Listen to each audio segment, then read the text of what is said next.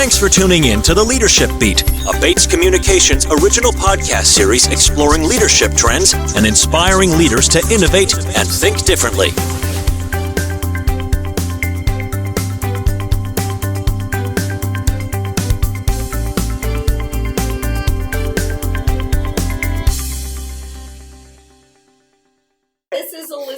Friedman, and this is the Leadership Beat podcast. I am speaking today with David Roberts. David has served as Verra Mobility's president and CEO since May 2018, and he came to Verra in August 2014 as the chief operating officer. David has also been the president and CEO of a number of other companies, and full disclosure, everyone, I used to work for David, so he's always been CEO to me. David, though, was the president and CEO of Billingtree, which was a multi-channel electronic payment platform company. And before his time at Billingtree, David was a managing director at Bank of America Merrill Lynch, where he led the equity plan services business. He joined Bank of America Merrill Lynch via sales of equity methods, where he served as chief executive officer. Welcome, David Roberts. It is wonderful to be here. Thank you. We are so thrilled to have you. And David, I thought we would start with your role at Verra Mobility, since it sounds like it's been an absolutely incredible ride. And so tell us a little bit about the company and what's been going on. I will. So it's great to be here. So Verra Mobility, we are a leader in what is called smart transportation. We principally serve two customer bases. So for people that are listening, we work with rental car companies in our commercial services business. So if anyone has ever rented a car and run a toll, we were a part of that journey because we provide all those services to rental car companies. The other portion of our business is what we call government solutions, where we work with cities around safety enforcement. So that is camera photo enforcement. So that is red light cameras, speed cameras, school bus stop arm cameras, bus lane cameras, anything that allows people to move around cities safer and easier. We have gone through a pretty significant transformation over the last several years. Sold to private equity in 2017, did multiple acquisitions, rebranded the company, and then we went public in October of 2018, and now are a public company, $2.5 billion market cap. Well, it feels like you've played about 3 different roles even since you joined the company. And so tell us a little bit about what it's like to be in those different roles, what's involved, what's surprised you about each of them? Well, what I would say is everything when you become public is you have everything the same in terms of your job responsibilities. You still have to set strategy and vision. You still need to help bring great talent in and worry about the culture. You have to serve customers. But then you add this extra component of shareholders, board of directors. That's just another constituency that you have to learn to manage and understand what their priorities are, how they want to communicate, anything like that. So that's been probably the biggest transformation, is understanding that everything we do is now publicly available. We have to explain it to them. People have a reaction to that and may not agree with it, or they do agree with it. And that makes your job just slightly more challenging and slightly more intense. Well, we're going to come back to Verra because we want to hear more about how you're leading the company today and your leadership philosophy, David. But let's go back to the beginning because I want people to understand that's right. We're taking it from the top and the very top.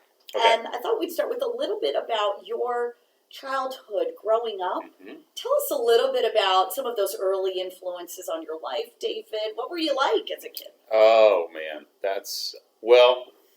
I wasn't a great kid, I don't think. I think my parents would say I was a late bloomer.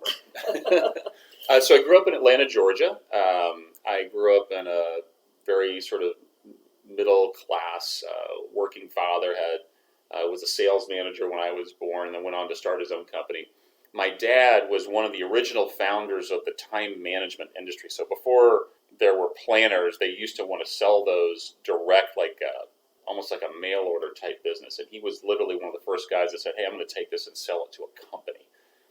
Because he was so into time management, probably had a lot of influences around how I think about time management, organization, things like that. But I was very active in sports. I had a lot of good friends.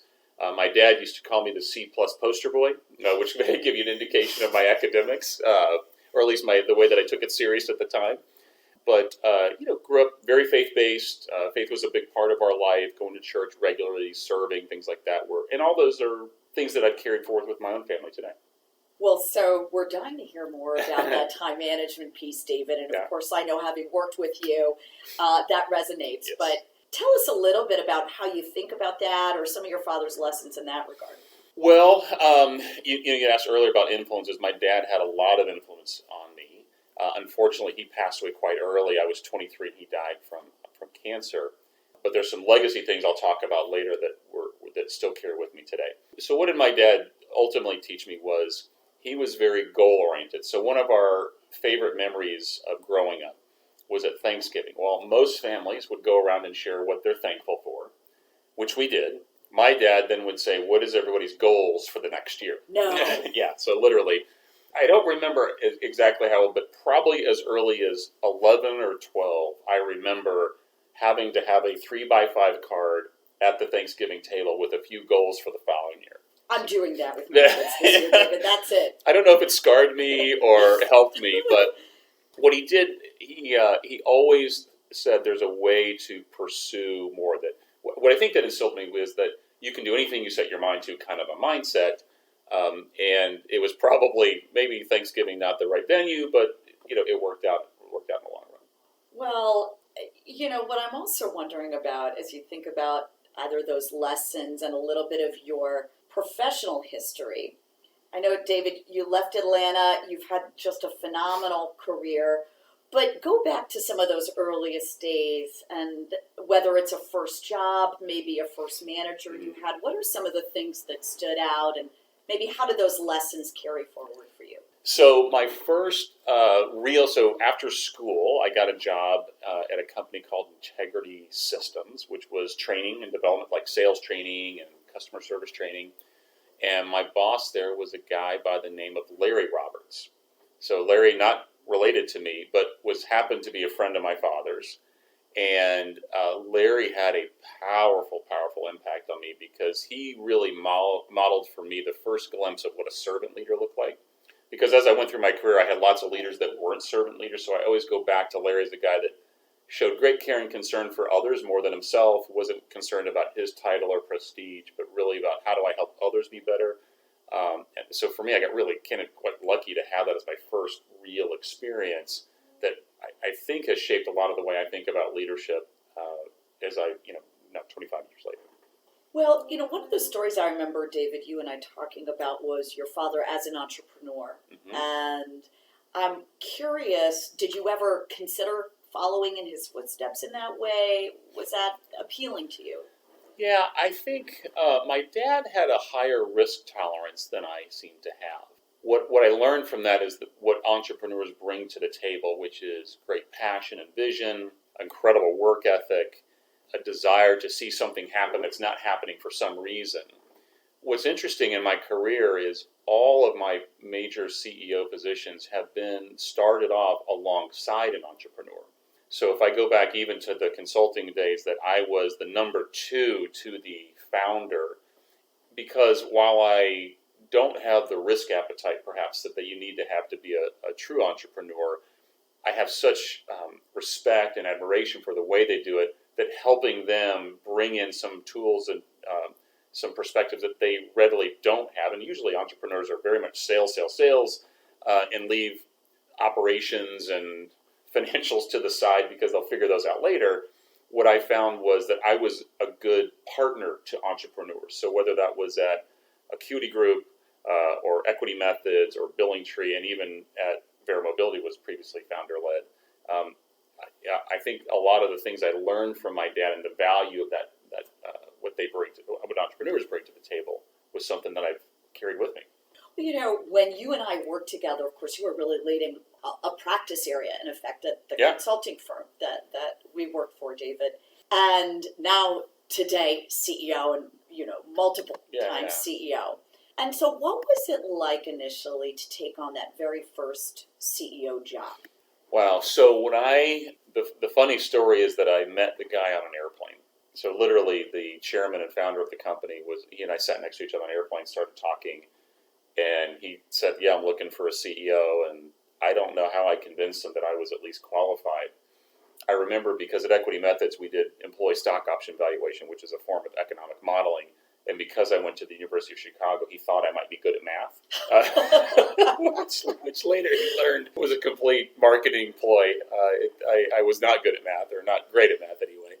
When you walk into your first CEO job, and this was a small company, I think there were 12 employees or something like that, you're just completely overwhelmed because as well as I was prepared to understand business strategy and structure from my consulting days, and I knew the perimeter of what a CEO ought to do, you throw people and payroll and trying to sell to clients, all that into the mix, and you're like, wow, I'm lost. And it took me a bit of time to really understand how to set up what we call now an MOS, or management operating system, that just helps you, one, organize all the many tasks that you have as a CEO, and then two, allow you to, as we say, soar with your strengths and staff to your weaknesses. So I was really fortunate at Equity Methods to hire some brilliant sort of technical acumen that would allow me, which my strength is more kind of out front, customer-facing, market development, and have other people fill in those other gaps. But it took a while to get there because you want to do everything. A CEO expects that they should be the best at finance, the best at accounting, the best at everything. And the reality is that is just absolutely not true. I don't know in any case that that's probably true. Everyone has something that they're good at, but it just took a while to land the plane on, okay, I need to kind of swim in my lane a little bit. But the first year was I was probably a very bad CEO my first year, I would suspect. Well, it worked out in the long run, but I probably wasn't very good. We're going to have to dig into that one, sir. Indeed, we are. Indeed, no problem. Because I'm wondering talk to us a little bit about if you could do it again, or what else did you learn about yourself that first year as CEO? Yeah, I think what I learned, so what was the positive? I learned that I could do it. I learned that while on the outside, CEO has a kind of people have perceptions of what that is. It really just comes back to delivering value, both externally and internally. I learned that, which I really have learned much more today, or I guess maybe the seed was planted, that ultimately people drive every aspect of what you do. Coming from Chicago and having sort of a finance mentality, there is a sort of managing the business through the P&L. And now I look at the P&L as a result of what my people are doing. And that took a while because I was so focused on numbers, especially when you're so small and every dollar counts. But that was something that I learned in a big way because when we brought in great people, we accelerated times 100. And when we had bad people, we decelerated by 100. So that was something that I started to understand. I probably didn't appreciate that impact until I got a little further in my career, but that was a major learning from that time in my life. Well, since you're talking about how you've found great talent over time, and I'm sure lots of different ways you've gone about that, David, but talk to us a little bit about some of your secrets there, because I know that's always an area of interest for art. Patrick Lencioni, who is a pretty well-known author today with 5 Dysfunctions of the Team, he has a book called The Ideal Team Player. In that, he outlined 3 things, which I think does the best job of summarizing what I think I was looking for before I knew it, and now that I intentionally look for, which is smart, hungry, and humble. And what I've always tried to look for are people that have the mindset of others first. Because when I have worked, or when you have worked and others have worked with people that have their personal agenda slightly ahead of what the team is trying to accomplish, it just creates drag and lack of productivity, and the culture engagement is lower. And so we always try to look for people that have that level of humility. You look for people that are smart, but not necessarily smart in a high IQ, but actually EQ. The people that understand relationships, that understand how to read people, and so that they can respond appropriately. And hungry is that you want people that are, I always try to find people in leadership positions that are they're slightly not yet ready for it. Because when you find a high achiever that is looking for that next opportunity and you can be the one to give it to them, more than likely they're going to overachieve because they want to prove themselves so much. And so when I have put people in leadership positions, even at our own, at Verra Mobility, where we have, we're a pretty big company, it's nice to put them in there because they seem to always overachieve. If you can find that special, hey, they're ready for the next position, but they've been blocked or it just hasn't worked out in their career for some reason, that's something we look for as well.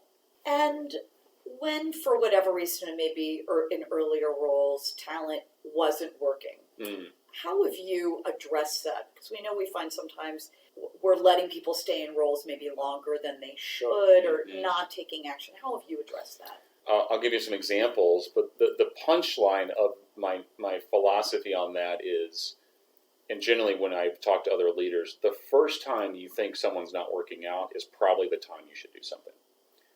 However, we tend to convince ourselves, for whatever reason, that I'll just give them more time, I'll give them coaching, whatever. And I'm not just saying that you shouldn't do those things. But we always tend to hang on to poor performance for much longer because it's a hard conversation. When I came to Verra Mobility in the beginning, it used to be called American Traffic Solutions. It was founder-led. There were, which is very typical of founder-led organizations, a lot of friends and family, a lot of long-term relationships that are really, really loyal, that were there in the beginning, kind of when they started off in a broom closet. But the organization has far surpassed the talent and the capacity of that individual. And when I got there, there was a lot of that.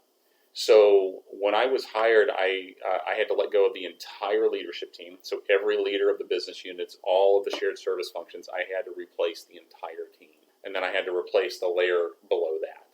So we had to go on about an 18-month journey, which was no fun. Like, this was not a fun time for me. This was not a fun time for the company, and it was very rocky. But I think I had, and I think ultimately it proved out to be a good course, which is we had to have top talent in place if we wanted to achieve the goals, and we weren't there. And many times, by the way, I think leaders, they're really good people. Like, these are nice people, they're wonderful people, they have great hearts. They could be very, very humble to the point I made earlier, but that doesn't mean that they're the fit for your organization. And I've always sort of come back to, hey, maybe they could be really successful someplace else, and we should help them move to that opportunity in their career. How did you handle some of those early days in making that type of significant move, David? Well, because the founders were still in the business, I had to get a lot of buy-in from them. I was fortunate to work with some founders that had already, part of the reason they brought me in, it was a recognition that they had, to some extent, they knew those changes needed to be made. They just didn't want to be the ones to make them. And so I just got a lot of buy-in from them, and then you put your hand to the plow and you got to go. Once you lay out that course, it can't be a start and stop. You got to go. You have to finish the whole thing. And it takes a long time, but you have to be committed to the culture that you're trying to create. You have to be committed to the expectation of performance. And so it was painful. But what happens is the moment that you get someone in to the right position that you can see is going to they plug in and they flourish almost in the first month or so, there's an automatic halo effect to the rest of the organization. It's like, oh, that's what it's supposed to be like. That's what a CFO is supposed to be. This is what a business unit, or whatever that is. And that's what starts to change the company versus a mandate of, it's not me doing a town hall trying to do rah-rah. It's like, get great people that live out the values and also hold themselves to high standards of performance. That's what changes culture. It's not a bunch of values on the wall and things like that, although you should have those clearly defined, but it's really talent is the overall driver of cultural performance, in my opinion. Well, you've made some just incredible moves at the company, David. I was never able to get Liz to join me, though. I've never been. Clearly, I couldn't afford her. But that's right. Yeah. That's right. And I'm wondering how else you learned how to do some of this work. Did you have outside advisors, mentors? Talk a little bit about how you took advantage of that. Yeah, I don't. I think I have. If you were to look at a personality profile, I have a sort of, I don't know if I want to call it emotional detachment. I am able to make decisions about people without being overly emotionally attached. And that's been helpful. And so as I don't remember specific advisors because the path was so patently clear. I mean, it was it was obvious to anyone. It wasn't like I had a special insight or I was specially equipped. I just happened to be the guy in the chair at the time. But the playbook was really clear. Okay, we have to reduce some costs. We have to get better talent in, and then they need to bring better talent behind them. It was pretty straightforward at the time.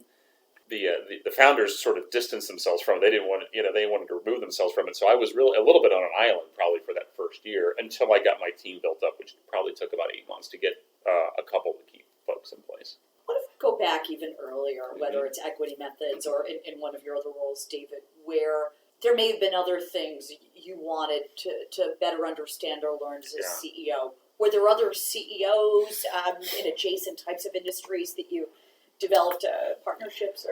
One of the things, so going back to influences for just a second, that my dad gave me was, and he probably knew before he passed away that I would need a lot of help post his passing. And so he sort of was really intentional about having 3 men, all business professionals, all high performance, sort of kind of insert themselves into my life. There's an old proverb that says a 3-fold cord is not easily broken. So the concept there was, hey, when you're struggling with a decision, you've got these 3 guys, it's kind of like your personal board of directors, and you can use them. And so as I made career transitions, life transitions, they were a part of that. And I really encourage other leaders to have those people in your corner. They don't necessarily need to be another CEO. They just need to know you, be unafraid to tell you the truth, and have your best interests at heart. And that's what I found with these 3 guys, and all of them very, very successful business people in their own right. There wasn't, and I suspect other CEOs would say this, and there's a lot of stuff, if you go Google CEO loneliness, there's like an enormous amount of it. Sure, we write on that topic. Yeah, yes. It is, it just is, because, and I don't know if that's because CEOs have too much pride to seek out help, or they don't even know the questions to ask. It's just a very challenging role, especially when you get into larger. The more people, the greater the impact of your decisions, the more complex it gets. So, but I use that personal board for a lot of the decisions. I don't know that I ran by specific business things with them, but certainly big picture culture things I would run by them. And do you continue to reach out to them? I do. Do you? Yeah, they are my. It's a funny group. It's Larry, Gary, and Woody. Those are the 3 guys. That's great. Well, it's funny, David. So you talked about CEO loneliness, and it is an area that is real. Our clients experience it. But talk to us a little bit about what that means to you. How do you address that? I don't. I'm wrestling with it, to be honest with you. I think what I have found is the biggest challenge, and again, a company like ours, it's pretty big, and a lot of employees and public, is that it's very hard to get the truth. And what I mean by that is that not people are lying to you, not that they have an agenda to mislead you, but they are always shaping information in a way that you might like it or not be disappointed. It's a very fatherly kind of thing, a dynamic that occurs. And so, because I've often found myself, like, I'll look at my calendar sometimes, I'll have chunks of time that I'm not doing anything. I'm like, why? How is that possible? But it's because people are going away to produce something for me that I might like versus letting me being involved in the sausage making, so to speak. So one of the things that I've decided to do to help alleviate that, which won't go over well, is, and I learned this from the gentleman at Google, whose name escapes me, the CEO, now he's the CEO of Alphabet, is he does drop-ins, where he just goes into a meeting and sits down and listens and asks questions. He's not there to drive an outcome or force a result, but he's doing 2 things. He wants to hear how people think, and he wants to evaluate talent. And there's no better way to evaluate talent than listen to people and how they think about and how they address problems or opportunities. So that's something I'm going to add to my arsenal, I think, in 2020. Now, it won't go over well because whenever I go into a room, it's clear that, and this isn't just a David thing, this is a CEO thing. Like, you walk in the room and be like, oh, wait, the CEO's out here. Like, I should sit up in my chair. And, just like there's this automatic dynamic, which is somewhat silly. But I think for CEOs, if they really want to get the truth, they're going to have to go down a layer and start to spend time at that kind of L2, L3 layer and invest in those relationships a little bit so that you can make sure that you're getting a better sense of what's going on in the business. All right, employees of Verra Mobility, I feel your pain on this. Yeah, I know. That's going to be... I get it. Well, so what do you expect to see or learn when you do that? Well, here's my operating hypothesis. is that in general, people are very poor at prioritization. They would rather do the list of 10 things than the 3 things that matter. Or they start off with the list of 3 things and they just let that 4th thing get added. Oh, now the 5th thing. They are not radically focused on only doing the things that truly matter. If you read Steve Jobs' biography by Walter Isaacson, I think he, in there very clearly, multiple times, Steve Jobs was like, focus is what makes Apple different. It's not the products, it's the focus that we have. And what I have found is that high-capacity people like to fill their capacity. And they think that by doing more, they're somehow contributing at a higher level, but they're also running themselves ragged and they're running their teams ragged. I think what I'll learn is how to help them, perhaps, and help the organization throttle back where appropriate, not to slow down, but to be more efficient in our usage of fuel, which is the people that are there. I think that's one thing. And then 2, I'll just get a better sense of, in our key positions, I'm hoping to learn, how are they thinking about a problem? And is that something I would do? Are they open to feedback? Are they listening to feedback from me or from other people in the room? There's a lot of dynamics I don't get to see because I'm not on the court with these people very often. And so I'm just decided I'm going to go play pickup basketball across the organization and just see what happens. Well, David, I'm wondering if you can go back to the beginning at Verra when you checked out, among other things, Glassdoor. And I know that's something you and I talked about. So talk to us about what you observed at that time and how you've led the company to create some different outcomes. So Glassdoor, I think this is an important topic for CEOs. I always ignored it and I always excused it. I was like, well, they don't know, axe grinding, that's not true. And then the reality is it's like, well, it's kind of true. There's probably something, a nugget that you can take. And so when we hired our new chief people officer, she said, David, you have to start responding to every Glassdoor review. And I thought that was ridiculous. I thought I cannot believe that that's something that you want me to spend my time doing. Now, we don't get a ton, but I was still like, how is that valuable? Because they need to know, people on the outside coming in need to know that you're paying attention to this and you're doing something about it. And sure enough, as I started to do that, I got a real appreciation for, and again, sometimes Glassdoor reviews are poorly written and they are overly emotional and not fact-based. But that's because someone's sharing their experience. They're not necessarily trying to give you a data point to make you feel better. There is a bit of axe grinding. But if you look underneath that and are willing to do so, you can find narratives that are very fair. And because, as an example of Verra Mobility, we've gone through an enormous amount of change. We went from selling to private equity to a public company in 18 months and did 2 major acquisitions along the way, one of them in Europe and one of them our closest competitor. We've had a massive amount of change. So when people feel stressed or that we're not being heard, or, you know what, that's really fair. And for me to go on Glassdoor to say, you know what, I hear you and I understand that, and that's actually true. Here's what happened as a result for CEOs that might be listening to this. Our Glassdoor scores went up significantly. And when top talent come in, they look at Glassdoor and they can say, hey, you know, I saw that your CEO responded. I think that's great. Whether they agree with what the comments were or not is really beside the point. They know that we're listening, that we're making an effort. And that really has shifted the conversation of us having, hey, you may have looked at Glassdoor, let me try to explain it to you, versus, hey, you may have seen our CEOs responded to every comment. Any questions that you might have, we're happy to discuss with you. It's a way better positioning from a recruiting top talent standpoint. How is it impacted internally, how employees feel, the culture of the company? I think one of the things that's happened is we've gotten more positive reviews. I can't say that they're necessarily correlated, but through all the change and through all the pain and affliction that's been with the business because of the pace of growth, all good stuff, but growth related, our engagement scores have gone up that we measure outside of Glassdoor. And qualitatively, we've gotten a lot more positives of like, hey, it's really fast paced here, but we love the environment, the culture, you know, management's listening, those kind of things. And so I think internally, people know that that's also, they've taken upon themselves to recognize that I can contribute to bringing talented people in here if I put a positive review. We do not have that as an expectation. If people put them out there, we don't care. We don't. It makes no difference to whether people put a positive or negative review. We're agnostic to that. But it seems like those have gone up over the last year. It's probably 18 months now that I've been doing that.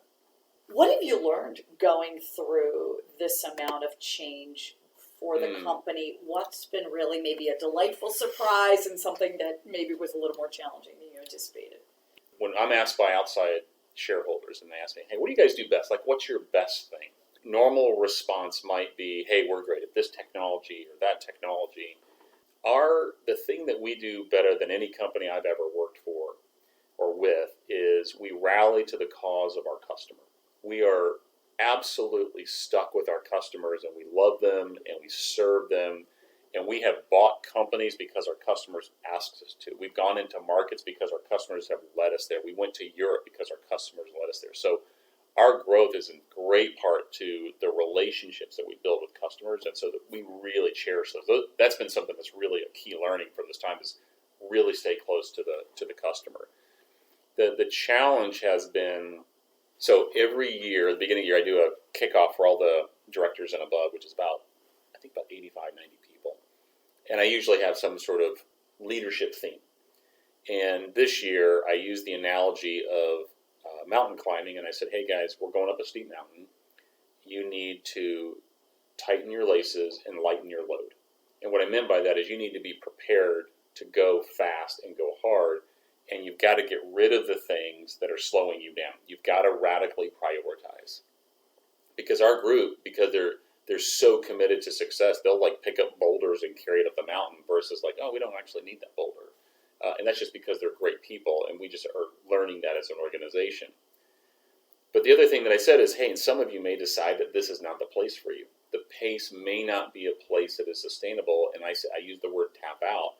And interestingly, as people left throughout the year, they actually cited that. That hey, not that I was like telling them they should tap out, but they just sort of realized, you know what, this is not a fit for where I am in my career or my family or what have you, and they made that decision.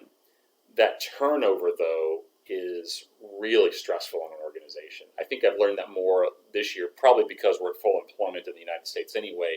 It's so hard to get new talent. When you've got a regrettable turnover higher than the industry average, it hurts bad. That is something I've learned a lot about.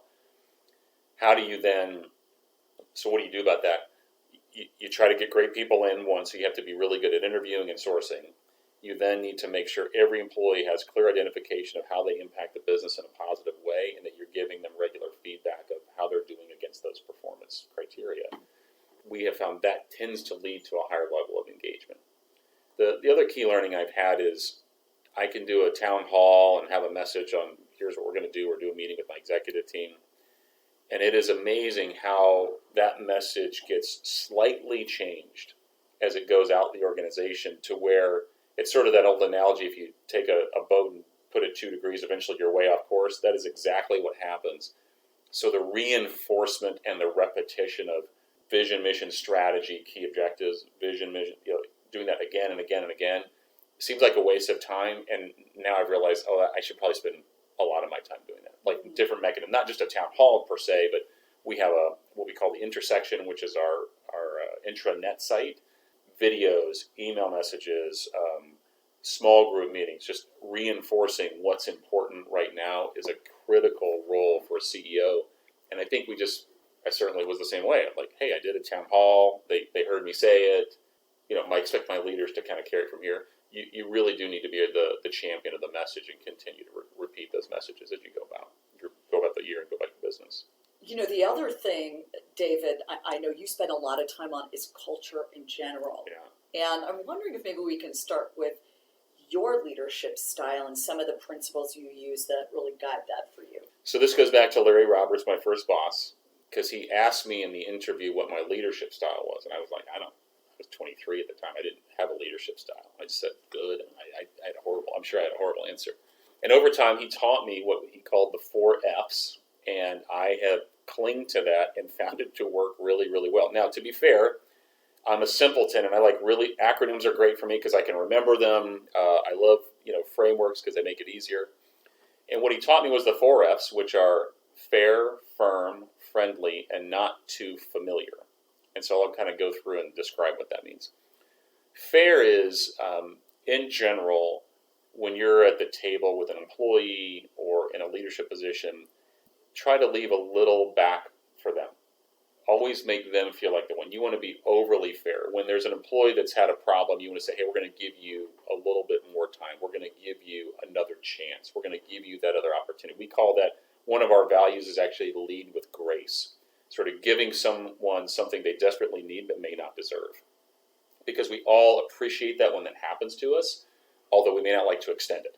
But the reality is that's a really powerful tool in leadership, is a sort of grace-based leadership. So that's something we call fair, or I call fair. Firm is pretty clear about expectations, kind of unwavering in those generally.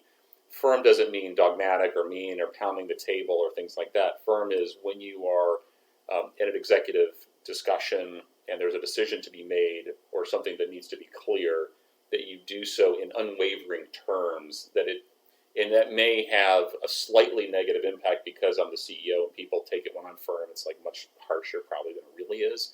But then you just got to deal with that. Like, that's not something that I'm trying to fix. Like, I'm not trying to be less firm. You want to be friendly.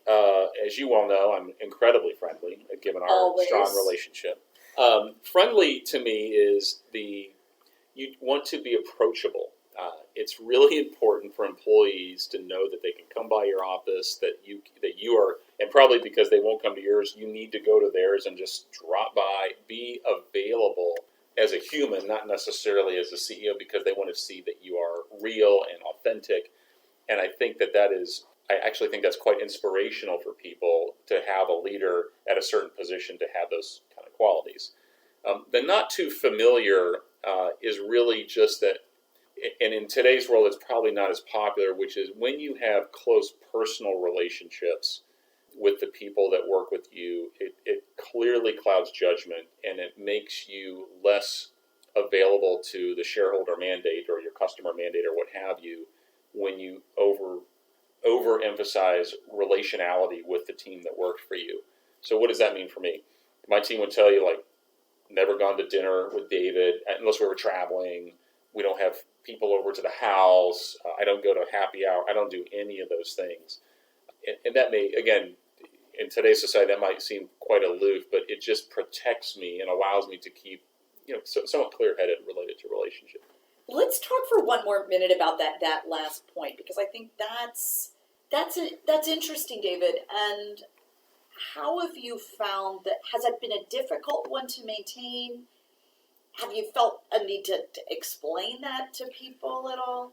Well, I use the 4 Fs. I've used it for 20 years. I mean, people know that that's the way that I am. It also matches up to my personality to some extent. Not being familiar doesn't mean that you're not relational. It doesn't mean that I don't ask, hey, how's your family? What did you guys do on vacation? It just means that I don't over-invest time in avenues that generate a lot of relationality so that they may think that we are closer than we are, or that it's actually protecting me from not making good decisions later when those things have to happen. My assumption or hypothesis would be, I'm sure the team wishes I were slightly more relational. Again, one of those things that I've decided for me personally, which is actually quite hard because I love people and I love to have good friends, is that it's better for me to protect myself. And so if at the end of the day, when they write the book on Dave and say, God, he was kind of a jerk, or he wasn't super relational, I'll be like, okay, I'm fine with that. I'll live with that criticism, because if the other side of that is, boy, he was always able to make very quick and decisive decisions related to people, that I would have sort of done my job better to some extent. The other aspect of your leadership is how much time you spend on culture. Mm-hmm. And I know you shared with me at least 25% of your time Yep. is on that. So what does that look like for you, and why that much time? So another topic, the number one article in Harvard Business Review last year was the one on CEO and time management. It was the number one downloaded article. And the reason being is that everyone either A, wants to know how they spend their time. That seems to be a big popular thing to know, like what people eat and whether they're fasting or walking to work or I don't know, whatever. And the other thing is how they spend their time, because it is really difficult. Like time management for CEOs, I would bet if we lined up 20 of them, they would all say, yeah, that's hard for me. And so I tried to build, going back, leaning on my dad, I tried to build out a relatively straightforward system that allowed me to make sure I was spending time on the things that really mattered. And what I did is I came up with some categories, and then my assistant, Stacy, tracks my time on my calendar against, they're like color coded, so we can sort of look back on the week. Hey, on average, I need to spend X amount of time on this, and what did I do this week? And if I did 0, then I know, okay, next week I need to autocorrect.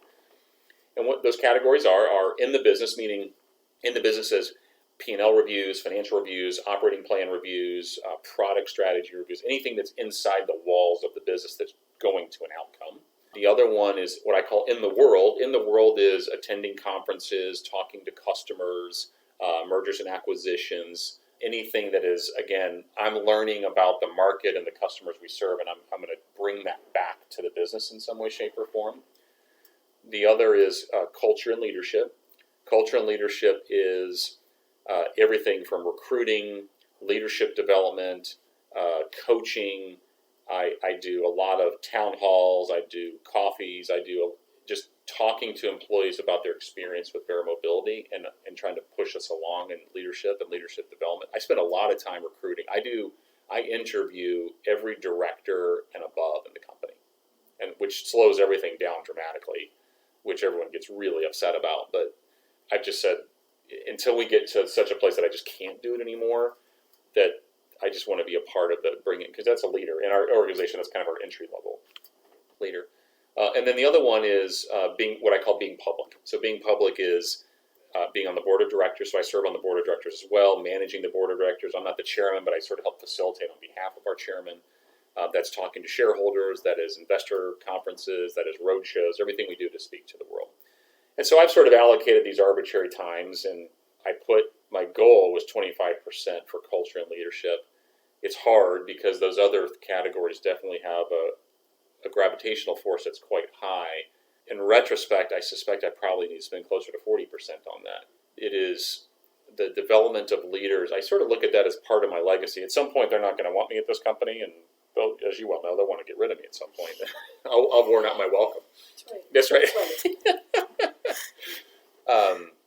And I think leadership development is really one of the CEO's really important mandates, which is you're going to set the tone of the type of leader that you want at your organization, so that when people from the outside say, hey, what kind of leader are they getting from Verra Mobility? I want them to get world class. And so I need to be helping define that, teach that, coach that, and hire that. And so that takes a lot of energy and time, which feels, the problem with it for most CEOs, it feels like you're not doing work. Like you're not I'm not looking at a spreadsheet, or I'm not talking to a customer. But our company's so big, like that's something I need to do. Like someone's got to do it. So I need to have my fingerprints on it.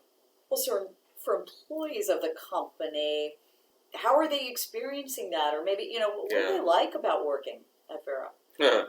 Most of them would tell you that, and generally when you look at engagement generally, the two things that matter most, and this isn't like at Verra, this is generally is, number one thing for engagement is your boss.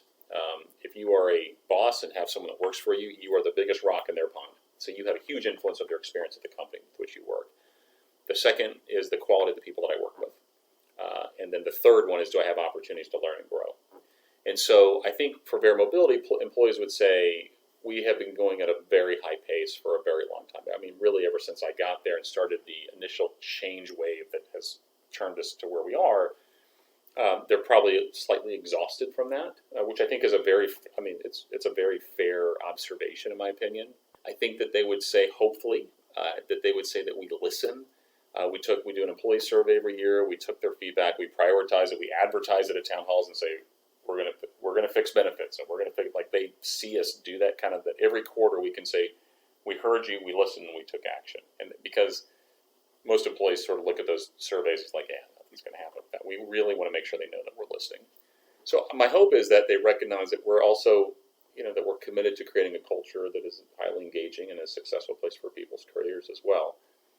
Our overall engagement would indicate that we're doing okay on that. Still room to improve. If you look at Glassdoor as a proxy, that's gone up. So I think we're doing okay. Well, David, you will have to come back. Of course. Next December. And as part of that discussion, we will look forward to celebrating all of that with you. So may it all be so. But David, thank you.